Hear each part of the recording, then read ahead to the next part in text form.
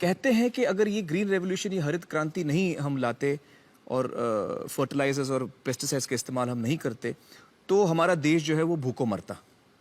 इसमें आपकी क्या राय है? ये झूठ है कि बिना हरित क्रांति के, मतलब बिना जहर के, हम पूरा उत्पादन नहीं कर पाते। पहली बात, आज हम ज़्यादा इंपोर्ट कर रहे हैं।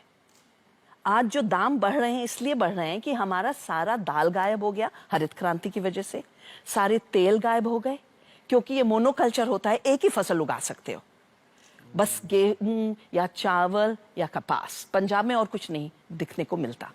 हम 70% डिपेंडेंट हो गए basic oil and pulses import पे। वो दाल और तेल हम खुद उगा सकते थे अगर हम ढंग की खेती कर रहे होते, अगर मिश्रित खेती कर रहे होते।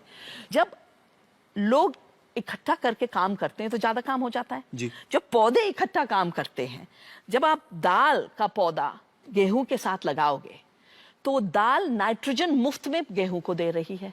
अच्छा, हवा से लेके सीधे दे रही है, यूरिया की जरूरत नहीं। तो ऑर्गेनिक खेती जो है उसमें ये सारे अलग अलग किस्म के जो सीड्स हम एक साथ उगाते हैं, मिश्रित। इसीलिए हम इसको जैव विविध जैविक खेती कहते हैं, क्योंकि विविधता से ही प्रकृति चलती है।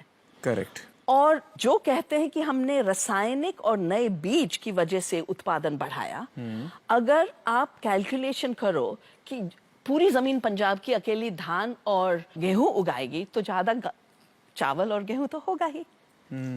आप जब दालें नहीं उगा रहे, चना नहीं उगा रहे, तूर नहीं उगा रहे, मूंग नहीं उगा रहे, उड़द नहीं उगा रहे, तो उतना तो बढ़ेगा ही। रिप्लेसमेंट का फैक्टर है। और एक और से जुड़ा हुआ है कि पेस्टिसाइड की एक बीमारी है। आप पेस्टिसाइड की चक्रव्यूह में जब घुस जाओ तो एक स्प्रे करोगे, फिर 4 करोगे, फिर 30 करोगे, फिर 60 करोगे, और आपको और करना पड़ेगा, क्योंकि जो एक प्रकृति की व्यवस्था है उसको आप बिगाड़ रहे हैं। कीटाणु को रोकने की, उसे आप तोड़ रहे हो। और वो अंदर है, खाने के अंदर है, हर सेल के अंदर है।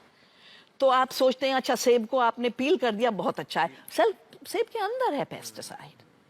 And these are all impacts of जहर, जिसको हमने दवा करके किसान को गुमराह किया है कि बेटा और स्प्रे करो। अच्छी चीज तो ज्यादा होनी चाहिए दवा ना? है डालो, दवा है तो तुम जितनी ज्यादा हो लोगे अच्छा करेगा।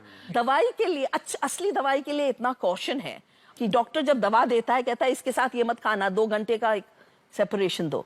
और जहर के लिए एक पूरा फ्रीडम, खाओ बेटा, स्प्रे, किसान को खूब स्प्रे करो और आपको कि खूब खाओ।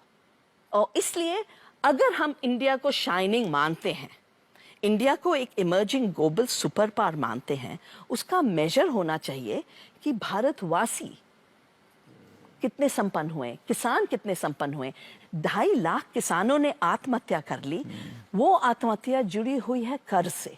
कर्ज है बीज और जहरीले रासायनिक के लिए, और दूसरी तरफ बीमारी फैल रही है। वंदना जी, आपने इस बहुत ही अहम मुद्दे पर इतनी अच्छी तरह से रोशनी डाली। बहुत बहुत शुक्रिया हमारे साथ बातचीत करने का। Thank you so much. आपको शुक्रिया। Thank you.